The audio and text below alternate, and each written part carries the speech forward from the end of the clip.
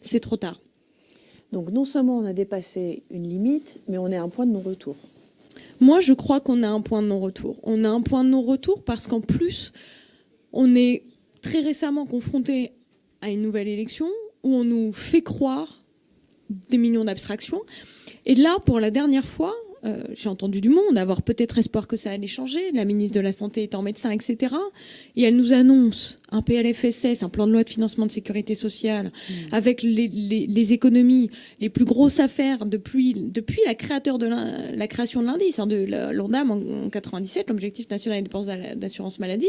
Depuis 97, on n'avait jamais demandé une aussi grosse économie. Donc vous dites, vous avez des suicides. On nous répond, on continue à serrer. Et elle vous répond, mon objectif est le retour à l'équilibre. Mon objectif n'est pas que les gens soient bien soignés. Il est comptable. Que les soignants. Mon objectif est le retour à l'équilibre. Tout à l'heure, Anne-Sophie nous parlait du personnel de nuit, des aides-soignantes, etc. On nous vend la chirurgie ambulatoire comme la modernité, la flexibilité, la qualité du patient. Mais de quoi parle-t-on ? Arrêtons de nous mentir. Ce qui coûte le plus cher dans un hôpital, c'est le travail de nuit. Donc ça évite de payer les soignants la nuit.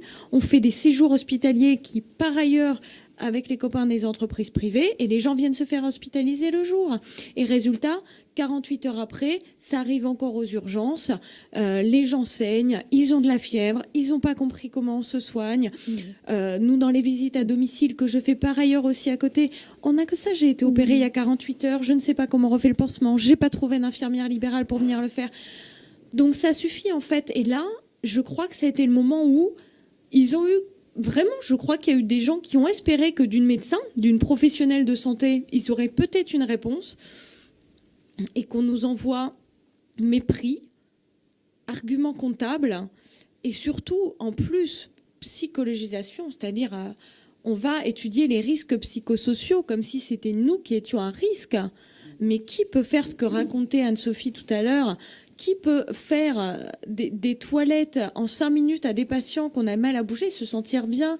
Qui peut faire comme ça ? Moi, j'ai eu un patient que j'ai dû renvoyer, dont j'ai parlé sur les réseaux sociaux, un SDF en béquille, sous anticoagulant. Quand on tombe, on peut faire un hématome dans sa tête, qui est à la rue, avec des béquilles toute sa vie sur le dos, sur un sac à dos, qui donc le déséquilibre.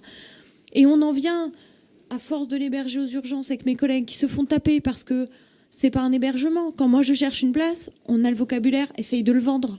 Essaye de le vendre bien. Négocie, parce que si on dit qu'il est SDF, personne va le prendre. C'est ça la vie. Et à la fin, on se retrouve avec un orthopédiste en train de dire, bon, on retire le plâtre et puis on va mettre une attelle, comme ça, on enlève les anticoagulants, il marche dessus. Et donc, on fait sa santé low cost. Qu'est-ce qui est le moins risqué pour que nous, au moins, on n'ait pas une mort sur la conscience d'un monsieur qui sera tombé, qui aura fait un hématome dans son cerveau. C'est ça. Quand, maintenant, en 2018, c'est encore possible, ça. Et c'est encore possible, surtout, dans le même temps qu'on nous a annoncé 4 milliards redonnés aux plus riches en supprimant une partie de l'impôt sur la fortune. En même temps qu'on nous annonce que la taxe majorée sur les salaires et les dividendes de chez les assurances et les banques sur les salaires supérieurs à 15 000 euros par mois est retirée. Donc c'est ça qui vient faire on se dit, bon, si tout le monde doit serrer la ceinture, mais comment peut-on accepter ça ? On sait que c'est pas vrai. On sait qu'on est la 5e puissance du monde et que de l'argent, il y en a toujours plus à un endroit et que nous, on veut même pas d'argent. On veut juste de la dignité, de l'humanité. On veut juste le fronton de nos républiques, en fait. Ouais. Mais bon, les camarades là vont sûrement encore poser des questions. Dire, bon,